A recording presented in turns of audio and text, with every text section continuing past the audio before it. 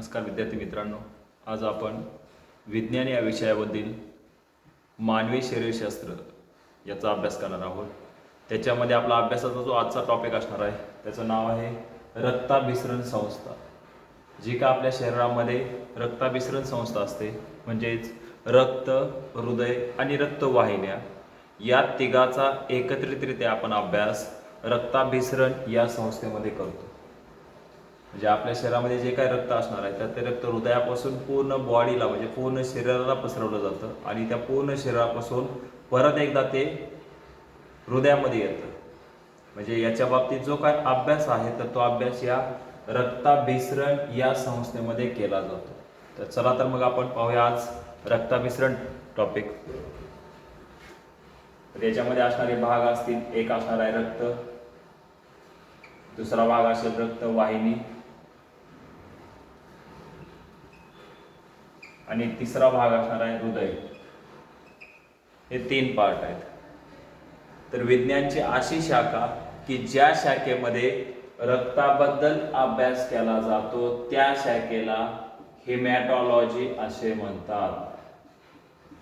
ज्या शाखेमध्ये रक्ताबद्दल अभ्यास केला जातो अशा शाखेला हेमॅटॉलॉजी या नावाने ओळखतात. तर ज्या शाखेमध्ये रक्तवाहिनीबद्दल अभ्यास केला जातो त्याला एंजिओलॉजी असं म्हटलं जातं. ज्या शाखेमध्ये हृदयाबद्दल अभ्यास केला जातो त्या शाखेला कार्डिओलॉजी असे म्हणतात. तर ह्या विज्ञानच्या एक तीन सब शाखा आहेत. हेमॅटॉलॉजी म्हणजेच रक्ताबद्दल अभ्यास करणारी शाखा, एंजिओलॉजी म्हणजेच रक्तवाहिनीबद्दल अभ्यास करणारी शाखा आणि कार्डिओलॉजी म्हणजेच हृदयाबद्दल अभ्यास करणारी शाखा. परीक्षेला प्रश्न विचारला जाऊ शकतो तुम्हाला, रक्ताबद्दल अभ्यास करणाऱ्या शाखेला काय म्हणतात? त्याचं करेक्ट उत्तर असणार आहे हेमॅटॉलॉजी. तर यातला आपण आता पहिला जो पार्ट आहे रक्ताबद्दलचे भाग बघूया.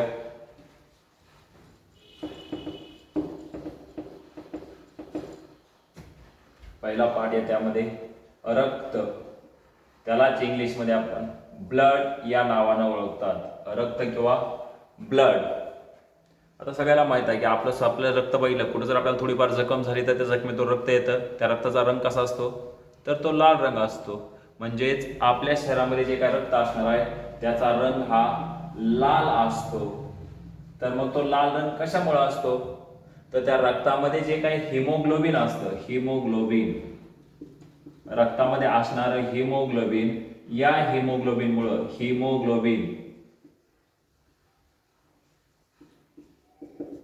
हिमोग्लोबिनमुळं रक्ताचा रंग लाल असतो. हिमोग्लोबिन हे पिगमेंट किंवा रंगद्रव्य आहे ज्याच्यामुळं आपल्या रक्ताचा रंग लाल असतो. मग आता हिमोग्लोबिन कशाने तयार झालेला आहे तर त्यातला जो हा पहिला हिम म्हणजेच लोखंड किंवा त्याला म्हणतो आपण आयर्न.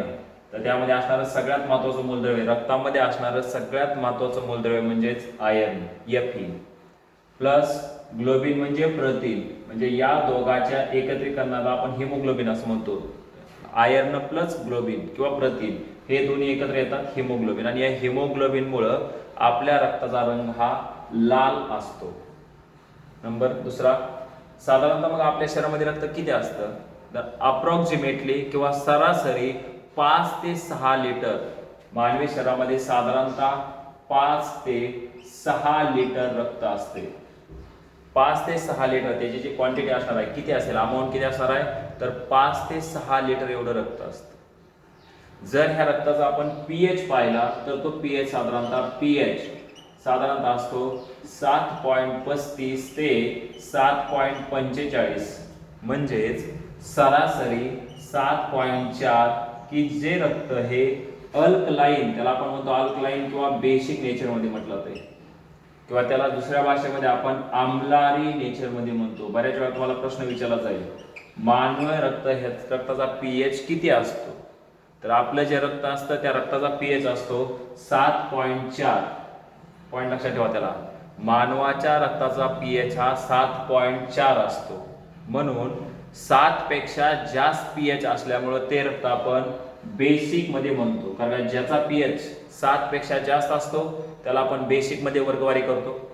म्हणून हे आम्लारी नेचर, त्याला आपण मराठीमध्ये बेसिकलाच आम्लारी म्हणतो किंवा त्याला बेसिक, म्हणजे याचा पीएच असतो 7.4. साधारणतः ह्याचं तापमान मानवी शरीरातील रक्ताचं जर आपण टेम्परेचर पाहिलं तापमान, तर ते तापमान असतं टेम्परेचर जवळपास 100.4 डिग्री फॅरनहाइट. साधारणतः रक्ताचं तापमान हे मानवाच्या रक्ताचं तापमान 100.4 डिग्री फॅरनहाइट एवढं असतं.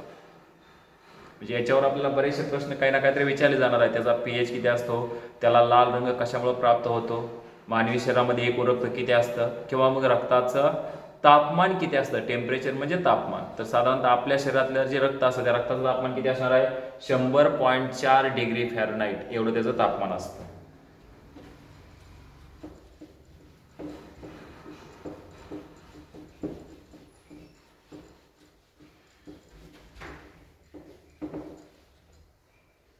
आता हे जे रक्त आहे, ह्या रक्ताची विभागणी 2 गटामध्ये आपण करतो. आपल्या शरीरामध्ये जे काय रक्त असतं त्या रक्ताची विभागणी 2 गटात केली जाते. पहिला एक भाग त्याला म्हटलं जातं प्लाझ्मा. जो पहिला भाग असतो त्याला म्हटलं जातं प्लाझ्मा, आणि दुसऱ्या पार्टला आपण म्हणतो ब्लड सेल्स किंवा रक्तपेशी, त्यालाच ब्लड सेल असं म्हटलं जातं. जे काय आपलं पूर्ण रक्त आहे त्या रक्ताचा जवळपास 55% भाग हा प्लाझ्मा असतो, तर 45% भाग हा ब्लड सेल्स मधून तयार झालेला असतो. म्हणजे आपलं जे काय पूर्ण रक्त आहे तर त्या रक्तापैकी जवळपास 55% भाग हा जो नॉन लिव्हिंग म्हणतात, तो 55% भाग हा प्लाझ्मा असतो, तर 45% भाग ह्या ब्लड सेल असतात. या 55% भागामध्ये प्लाझ्मामध्ये जर महत्वाचं काय घटक बघितलं आपण, तर याच्यामध्ये जवळपास 90% भाग हा पाण्याचा असतो. म्हणजे त्याच्यामध्ये जवळपास 90% पाणी असतं. साधारणतः 7 ते 8% वेगवेगळी प्रथिने असतात. आपला जो रक्त असतं त्या रक्तामध्ये साधारणतः 4 प्रकारची प्रथिने असतात. त्यातलं पहिलं जे प्रथिन म्हणतो त्याला म्हणतात प्रोथ्रोम्बिन. दुसऱ्या प्रथिनेचं नाव असतं फिब्रिनोजन. तिसरं जे प्रथिन असतं त्याचं नाव असतं अल्बुमिन. आणि जे चौथं प्रथिन आहे त्याचं नाव असतं ग्लोबुलिन. तर अशी ही 4 प्रकारची प्रथिनं आपल्या प्लाझ्मामध्ये दिसून येतात. यातली जी पहिली 2 प्रथिनं आहेत प्रोथ्रोम्बिन आणि फिब्रिनोजन, या दोन्हीचं कार्य रक्त गोठणे या अभिक्रियेमध्ये असतं. म्हणजे रक्त गोठण्यासाठी हे मदत करतात. पहिली जी 2 प्रथिने आहेत हे दोन्हीचं पण कार्य रक्त गोठणे या क्रियेमध्ये महत्वाचे असतं. तर अल्बुमिन ही पाण्याचा बॅलन्स आपल्या शरीरामध्ये ठेवणे, जे शेवटं ग्लोबुलिन आहे हे इम्युनिटी, ज्याला आपण गॅमा ग्लोबुलिन म्हणतो, आपल्या शरीरामध्ये प्रतिकार क्षमता तयार करण्याचं काम ह्या ग्लोबुलिनचं असतं. म्हणजे जे चौथं प्रथिन आहे. म्हणजेच प्लाझ्मामध्ये एकूण 90% पाणी असणार आहे, तर विशेष त्यामध्ये 4 प्रथिनं असतात. ते 4 प्रथिनं कुठली, प्रोथ्रोम्बिन, फिब्रिनोजन, हे दोन्ही प्रथिनं रक्त गोठण्यासाठी उपयुक्त असतात. तर अल्बुमिन हे पाण्याचा बॅलन्स ठेवण्यासाठी उपयुक्त असतं. तर जे ग्लोबुलिन सांगितलं हे इम्युनिटी किंवा प्रतिकार क्षमता वाढवण्यासाठी याचा रोल असतो. त्याच्यासोबतच याच्यामध्ये काही मिनरल्स असतात, जसं सोडियम, पोटॅशियम, कॅल्शियम वगैरे अशा टाईपचे पण याच्यामध्ये मिनरल्स असतात. त्यालाच आपण क्षार असं म्हणतो. म्हणजे हा भाग झाला प्लाझ्माचा. नंबर दुसरा भाग ब्लड सेल्स किंवा रक्तपेशी.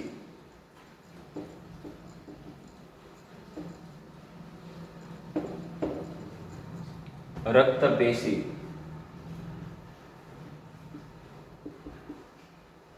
त्यालाच आपण नाव ब्लड सेल असं इंग्लिशमध्ये म्हटलं जाते, ब्लड सेल्स. साधारणतः मानवी शरीरामध्ये 3 प्रकारच्या रक्तपेशी दिसून येतात. मानवी शरीरामध्ये 3 प्रकारच्या रक्तपेशी. त्यातला पहिला रक्तपेशीचा प्रकार आहे RBC, रेड ब्लड कॉर्पस्कल, तांबड्या रक्तपेशी. दुसरा प्रकार असतो त्याचा WBC, व्हाईट ब्लड कॉर्पस्कल किंवा पांढऱ्या रक्तपेशी. आणि तिसरा प्रकार असतो प्लेटलेट्स किंवा त्यालाच म्हणतात चपट्या पेशी. म्हणजे याला आपण लाल रक्तपेशी असं म्हणतो. लाल रक्तपेशी, पांढऱ्या रक्तपेशी, आणि जो तिसरा प्रकार आहे तो म्हणजे चपट्या रक्तपेशी. हे 3 प्रकार झाले. नॉर्मली मानवाच्या शरीरात ज्या रक्तपेशी असतात 3 भागात विभागणी होते त्याची. पहिला भाग म्हणजे लाल रक्तपेशी, दुसरा भाग पांढऱ्या रक्तपेशी आणि तिसरा जो भाग असेल कुठला, चपट्या पेशी. साधारणतः यांना सायंटिफिक भाषेमध्ये लाल रक्तपेशीला इरेथ्रोसाइट्स असं म्हणतो आपण. तर या ज्या पांढऱ्या रक्तपेशी असतात याला ल्युकोसाइट या नावाने ओळखतात. सायंटिफिक नाव त्याचे काय, तर ल्युकोसाइट या नावाने ओळखतात. प्लेटलेटला थ्रोम्बोसाइट या नावाने ओळखतात. सायंटिफिक दृष्ट्या थ्रोम्बोसाइट जे ही त्याची सायंटिफिक नावं झाली. इरेथ्रोसाइट, ल्युकोसाइट्स आणि थ्रोम्बोसाइट्स. जर आपण या तिन्ही पेशीचा आकार जर पाहिला तर साधारणतः ज्या लाल रक्तपेशी असतात त्या आकाराने अशा बायकॉन्केव्ह, त्याला आपण म्हणतो बायकॉन्केव्ह किंवा द्विअंतर्वक्र, त्याला द्विअंतर्वक्र या नावाने पण ओळखलं जातं. म्हणून लाल रक्तपेशीचा आकार हा द्विअंतर्वक्र किंवा बायकॉन्केव्ह असतो. तर पांढऱ्या रक्तपेशीचा आकार हा सर्क्युलर किंवा त्याला आपण ओव्हल किंवा असा गोलाकार आकार म्हणतो, ज्याच्या आतमध्ये असा एक न्यूक्लियस असतो, केंद्रक असतो. पांढऱ्या रक्तपेशीच्या आतमध्ये असा केंद्रक असतो. तर चपट्या पेशीचा पण आकार ओव्हल किंवा त्यालाच आपण इरेग्युलर आकार म्हणतो, किंवा तो असा ओव्हल आकार सारखा असतो किंवा इरेग्युलर आकार त्याला म्हटलं जातो. स्पेसिफिक आकार नाहीये. आता जसं मी इथं पांढऱ्या रक्तपेशीमध्ये ही जी पांढरी रक्तपेशी आहे त्याच्या आतमध्ये मी इथं केंद्रक दाखवलं, म्हणजेच पांढऱ्या रक्तपेशीच्या आतमध्ये केंद्रक असतो. पांढऱ्या रक्तपेशीमध्ये केंद्रक असतो, तर लाल रक्तपेशीमध्ये केंद्रक नसतो. जे मॅमल्स असतात त्या मॅमलच्या ज्या लाल रक्तपेशी असतात, म्हणजे जे सस्तनी प्राणी असतात, उदाहरणार्थ मानव, आपण मॅमल्सच्या वर्गवारीमध्ये येतो. तर आपल्या ज्या लाल रक्तपेशी असतील त्या लाल रक्तपेशीमध्ये केंद्रक नसतो. मानवाच्या लाल रक्तपेशीमध्ये केंद्रक नसतो. तुम्हाला प्रश्न विचारला जाईल, खालीलपैकी कोणत्या पेशीमध्ये केंद्रक नसतो, असं उदाहरण दिलं जाईल आणि त्याच्यामध्ये एक लाल रक्तपेशी असं एक उदाहरण असेल, मानवाच्या लाल रक्तपेशी. तर आपल्या मानवाच्या लाल रक्तपेशीमध्ये केंद्रक नसतो. पांढऱ्या रक्तपेशीमध्ये केंद्रक असतो, तसा चपट्या पेशीमध्ये पण केंद्रक नसतो. ज्या चपट्या पेशी असतात याच्यामध्ये पण केंद्रक नसतो. तीन मधला डिफरन्स, महत्वाचा डिफरन्स, याच्यात केंद्रक नसतो, केंद्रक असतो, त्याच्यात केंद्रक नसतो. लाल रक्तपेशीला सायंटिफिक भाषेमध्ये इरेथ्रोसाइट म्हणतात, पांढऱ्या रक्तपेशीला ल्युकोसाइट म्हणतात, चपट्या पेशीला थ्रोम्बोसाइट्स म्हणतात. लाल रक्तपेशीचा आकार बायकॉन्केव्ह म्हणजेच द्विअंतर्वक्र आकार असतो. पांढऱ्या पेशीचा आकार सर्क्युलर म्हणजे ओव्हल शेप मध्ये असतो की याच्या आतमध्ये केंद्रक असतो. तर चपट्या पेशीचा आकार इरेग्युलर असतो, त्याच्यामध्ये केंद्रक नसतो.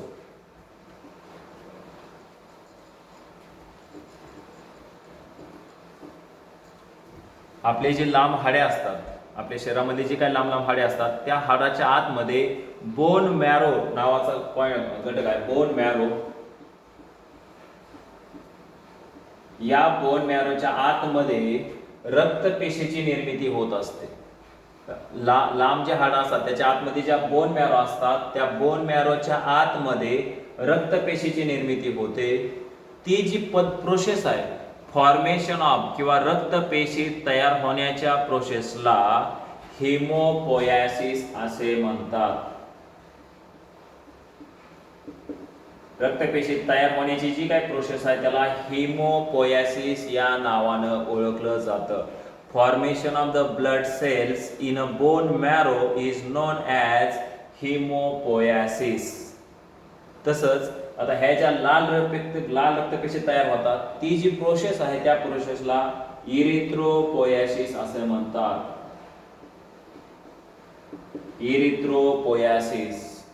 पांढऱ्या रक्तपेशी तयार होण्याची जी प्रोसेस आहे त्याला ल्युकोपोयासिस असं म्हटलं जाईल. तर चपट्या पेशी किंवा प्लेटलेट तयार होण्याची जी प्रोसेस आहे त्याला थ्रोम्बोपोयासिस या नावानं ओळखतात. साधारणतः लाल रक्तपेशी आपल्या शरीरामध्ये किती असतात तर त्याची संख्या असते जवळपास 4.5 ते 5.5 million per millimetre cubic millimetre of blood. म्हणजेच 1 मिलीमीटर क्यूब जर आपण ब्लड घेतलं किंवा 1 घन मिलीमीटरचं जर आपण घेतलं त्यामध्ये, तेवढ्या रक्तामध्ये 4.5 ते 5.5 मिलियन, मिलियन म्हणजे 10 लाख, 1 मिलियन म्हणजे 10 लाख, म्हणजेच साधारणतः 45 ते 55 लाख पर क्यूबिक मिलीमीटर ऑफ ब्लड, एवढी झाली नॉर्मल आरबीसीची संख्या किंवा लाल रक्तपेशीची संख्या. तसेच नॉर्मली डब्ल्यूबीसी किंवा पांढऱ्या रक्तपेशी संख्या ही 5000 ते 10,000 क्यूबिक मिलीमीटर ऑफ ब्लड असते.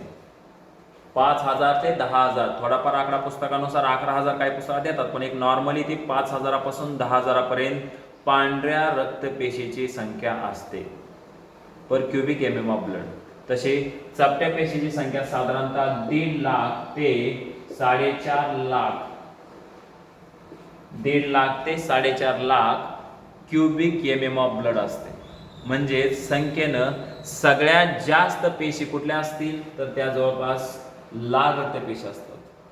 लाल रक्तपेशी या संख्येनं सगळ्यात जास्त असतात. म्हणजे जेवढ्या काय आपल्या ब्लड सेल्स असतात त्या ब्लड सेल पैकी जवळपास 98% ह्या पेशी ह्या लाल रक्तपेशी असतात. आणि मग राहिलेल्या ह्या दोन्ही मिळून ज्या दोन्ही शिल्लक राहतील ते, म्हणजेच मानवाच्या रक्तामध्ये सर्वात जास्त पेशी कुठल्या दिसून येतील तर त्या म्हणजेच लाल रक्तपेशी. साधारणतः या दोघाचा जर ॲव्हरेज घेतला तर तो ॲव्हरेज जवळपास 701 असा ॲव्हरेज येतो. 701 किंवा त्याला म्हणतो आपण रेशिओ. म्हणजे 700 ह्या झाल्या आरबीसी ॲज टू डब्ल्यूबीसी. स्पर्धा परीक्षेला ह्याच्यावर असा प्रश्न विचारला जातो, आरबीसी आणि डब्ल्यूबीसीचं प्रमाण काय. साधारणतः 601 किंवा 701 ॲव्हरेज असतं. उत्तर तुम्हाला तसं दिलं जाईल 701, म्हणजे 700 जर आरबीसी असेल तर 1 डब्ल्यूबीसी, एवढा प्रमाण जास्त असतं आरबीसीचं. त्यामुळे या संख्येबद्दल एक तुम्हाला सगळ्यात महत्त्वाचा प्रश्न विचारला जाणार आहे की त्यांची संख्या किती किती आहे. परत एकदा रिपीट संख्या करतोय मी. लाल रक्तपेशीची संख्या मानवी शरीरामध्ये प्रत्येक मिलीमीटर क्यूब ऑफ ब्लडमध्ये 45 ते 55 लाख असते. तर तेवढ्याच रक्तामध्ये पांढऱ्या रक्तपेशी संख्या 5000 पासून 10,000 पर्यंत असते. तर चपट्या पेशीची संख्या ही 1.5 लाखापासून 4.5 लाखापर्यंत असते. म्हणजे सगळ्यात जास्त पेशी कुठल्या असणार आहेत तर त्या म्हणजेच लाल रक्तपेशी या नंबरनं सगळ्यात जास्त पेशी असतात.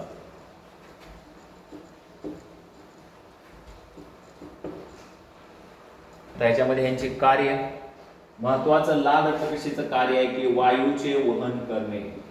वायूचे वहन आपल्या शरीरामध्ये आपण जो नाकावाटेत कार्बन ऑक्सिजन आतमध्ये घेतो, जो काय ऑक्सिजन आतमध्ये घेतला जातो फुफ्फुसामध्ये, तो ऑक्सिजन हिमोग्लोबिन सोबत मिक्स होतो. म्हणजे या दोघांच्या कॉम्बिनेशननं HbO2 तयार होतो. यालाच आपण म्हणतो शुद्ध रक्त. याचा अर्थ फुफ्फुसापासून पूर्ण बॉडीला शुद्ध रक्ताचा पुरवठा केला जातो. त्या रक्तामध्ये ऑक्सिजन असतो, म्हणजे ऑक्सिजनचं एक वहन केलं जाईल. त्याच वेळेला पेशी लेवलला जो काय कार्बन डायऑक्साईड तयार होणार आहे तो कार्बन डायऑक्साईड प्लस परत रक्तामध्ये मिसळतो Hb+CO2, याला म्हणतो आपण अशुद्ध रक्त. हे सुद्धा अशुद्ध रक्त पेशी मार्फत, लाल रक्तपेशी मार्फतच पूर्ण बॉडीला पुरवलं जाईल किंवा पूर्ण बॉडीतून कलेक्ट करून ते हृदयाकडे आणलं जातं. म्हणजे जे काय अशुद्ध रक्त असतं ते पूर्ण बॉडीतलं कलेक्ट करून हृदयामध्ये आणलं जातं. तर हृदयामध्ये जे काही शुद्ध झालेलं रक्त असतं ते रक्त पूर्ण बॉडीला पसरवलं जातं. हे दोन्हीच्या दोन्ही पण कामं लाल रक्तपेशी मार्फत केली जातात. म्हणून आपण म्हणतो की लाल रक्तपेशीचं महत्वाचं कार्य म्हणजे वायूचे वहन. कोणते कोणते वायू? एक म्हणजे ऑक्सिजन आणि दुसरा कार्बन डायऑक्साईड. या दोन्ही वायूचं वहन करणं हे लाल रक्तपेशीचं कार्य आहे. तर ह्याच्या दुसऱ्या बघितल्या पांढऱ्या रक्तपेशी. जसं आपली जी बॉर्डर असेल, समजा भारत आणि पाकिस्तानच्या मध्ये एक बॉर्डर आहे, तर त्या बॉर्डरवर आपले जे सैनिक, ज्याला आपण सोल्जर्स म्हणतो, ते सोल्जर्स येणारे जे अतिरेकी असतील त्या अतिरेक्याला मारायचं काम किंवा देशाचं रक्षण करायचं काम ते सैनिक करत असतात. तसं आपल्या शरीरामध्ये या ज्या पांढऱ्या रक्तपेशी असतात हे आपल्या शरीराचं संरक्षण करतात. म्हणून पांढऱ्या रक्तपेशीला संरक्षक पेशी या नावानं ओळखतात. म्हणून पांढऱ्या रक्तपेशीलाच आपण संरक्षण पेशी या नावानं ओळखतो, कारण ते आपल्या शरीराचं संरक्षण करतात. म्हणून त्याला संरक्षक पेशी या नावानं आपण ओळखतो. तर ज्या चपट्या पेशी असतात या रक्त गोठण्याच्या क्रियेमध्ये सहभागी होतात किंवा रक्त गोठण्यासाठी मदत करतात, म्हणून त्यांचं जे महत्वाचं कार्य असेल ते रक्त गोठणे. या पेशीचं सगळ्यात महत्वाचं कार्य आहे ते म्हणजे रक्त गोठणे. रक्त गोठण्याच्या कार्यामध्ये चपट्या पेशी मदत करतात. हे 3 महत्वाचे कार्य झाले यांची. लाल रक्तपेशीचं महत्वाचं कार्य काय आहे तर वायूचे वहन करणे. कार्बन डायऑक्साईड आणि ऑक्सिजन या दोन्ही वायूचं वहन करणे हे लाल रक्तपेशीचं कार्य आहे. पांढऱ्या रक्तपेशीचं कार्य आहे की आपल्या शरीराला संरक्षण देणे. तर चपट्या पेशीचं कार्य आहे रक्त गोठण्याच्या क्रियेमध्ये मदत करणे. जे हे 3 कार्य विचारले जाऊ शकतात. आता कधी कधी याच्यामध्ये कमी होते. ह्या ज्या पेशी आहेत या पेशीच्या प्रमाणामध्ये कमी होते. उदाहरणार्थ ज्यावेळेस लाल रक्तपेशीमध्ये कमी होते, आपल्या शरीरामध्ये ज्यावेळेस लाल रक्तपेशी कमी होतात म्हणजेच शरीरामधला हिमोग्लोबिन पण कमी होतो. कारण हिमोग्लोबिन कुठं असणार आहे? लाल रक्तपेशीच्या आतमध्ये असतो. लाल रक्तपेशी कमी होणे म्हणजेच हिमोग्लोबिन कमी होणे आणि त्यावेळेस जो आजार होतो त्याला म्हणतात रक्ताशय. मराठीमध्ये आपण त्याला रक्ताशय म्हणतो किंवा इंग्लिशमध्ये त्याला म्हणतात ॲनेमिया. म्हणजेच लाल रक्तपेशीच्या डिफिशियन्सीमुळे किंवा कमतरतेमुळे होणारा आजार कोणता तर तो कुठला असणार आहे? ॲनेमिया. तसं पांढऱ्या रक्तपेशीचं प्रमाण वाढतं. जसा आजार वाढल तसं तसं पांढऱ्या रक्तपेशीचं प्रमाण वाढतं. एक स्टेज अशी येते की त्याची खूप जास्त वाढ होते, अनकंट्रोल वाढ म्हणतो आपण त्यालाच म्हणतात ल्युकेमिया किंवा दुसऱ्या भाषेमध्ये त्याला ब्लड कॅन्सर किंवा रक्ताचा कॅन्सर असं म्हणतात. म्हणजेच WBCची अमर्यादित वाढ. आपल्या बॉडी त्याला कंट्रोल करू शकत नाही, त्याची एवढी संख्या वाढते म्हणून त्याला आपण म्हणतो WBCची अमर्यादित वाढ म्हणजेच ल्युकेमिया किंवा त्याला म्हणतात ब्लड कॅन्सर. तर ज्यावेळेस प्लेटलेटची संख्या कमी होते त्या कंडिशनला म्हणतात थ्रोम्बोसायटोपेनिया.